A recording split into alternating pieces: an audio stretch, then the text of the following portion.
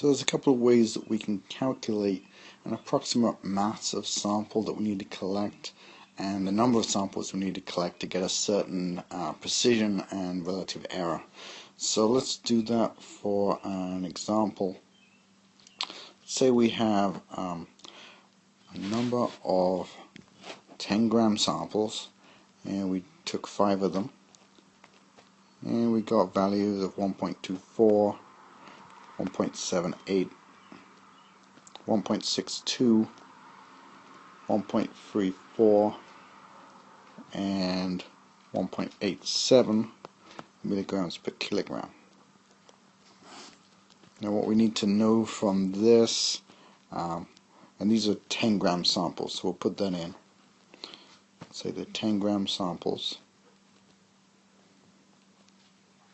So we can find the relative standard deviation of those samples if we know the mean, and the mean in this case is 1.57 milligrams per kilogram, and the standard deviation is 0.273 milligrams per kilogram. So now we can put them into an equation to calculate R, the relative standard deviation. The relative standard deviation is just the standard deviation divided by the mean multiplied by 100. So in this case it's going to be 0.273 divided by 1.57 times 100, and that equals 17.4%. As a relative standard deviation, that's really not very good. We're usually looking for below 10%. So let's figure out what mass we would need to get a 10% relative standard deviation. First thing we can do is find this constant by multiplying the mass of our samples by the relative standard deviation. And if you had different sample masses, you would get the mean as the mass m here. But we're saying they're all exactly 10. So 10 times 17.4 squared gives us this K value of 3028. Now what we'll do is we'll plug this value back into this equation as K and then solve for M, saying that this is what we want, which is a 10% relative standard deviation. So we can do that. We'll just rearrange that equation, and that gives us M equals the constant divided by R squared. So our K value was 3028.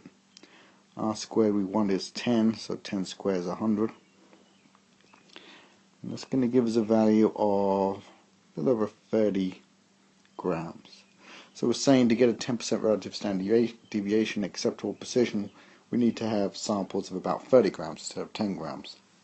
Now the only thing we can do is figure out how many samples we need to collect in order to get a acceptable kind of relative or acceptable error. In this case we're going to do percent relative error.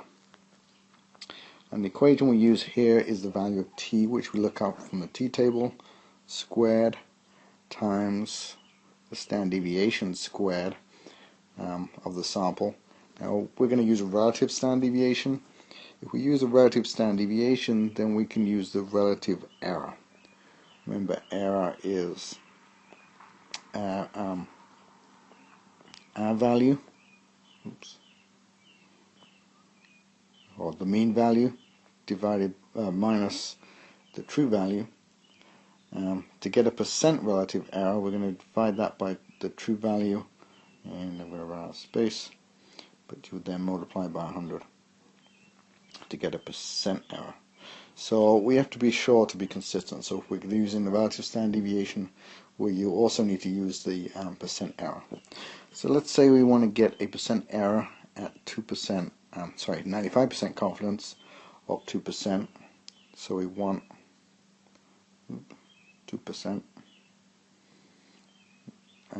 So what we're going to do is plug into that equation. Now the way to solve this is with an iterative approach. So what you would do is plug in numbers and use a value for t for n equals infinity. So we'll start off with n equals infinity and see what we get.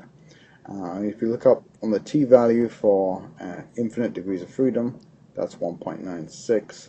We'll square that number, multiply it by relative standard deviation squared, divide it by the relative error squared, and when we do that calculation you end up with an answer of 96. If you had a smaller number you would plug that back into the equation for the value of t and do the calculation again and keep going until you had two values here which were the same, and then you could stop. So that's the iterative approach. Keep going until you get the same number. In this case 96 is going to give us the same value of t, so 95 degrees of freedom, as the infinite value. So we can stop here and say that we need 96 samples of 10 grams each to get acceptable precision.